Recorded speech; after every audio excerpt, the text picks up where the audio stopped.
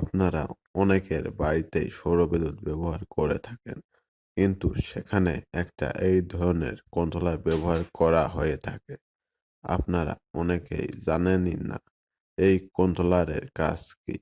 নষ্ট হলে আর লাগাতে চান না, কিন্তু সামান্য কিছু টাকার জন্য আপনার অধিক টাকার জিনিস যেমন প্যানেল, ব্যাটারি ও সোলার ফ্যান নষ্ট হয়ে যেতে আপনার ব্যবহৃত সকল ইলেকট্রিক যন্ত্রপাতি 12 ভোল্টের, কিন্তু সোলার প্যানেলটা 18 থেকে 21 ভোল্টের হয়ে থাকে।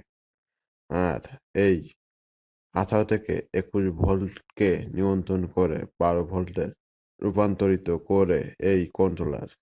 এছাড়া বজ্রপাতের সময় প্যানেল অধিক চার্জ প্রদান করে তাও নিয়ন্ত্রণ করে এই কন্ট্রোলার।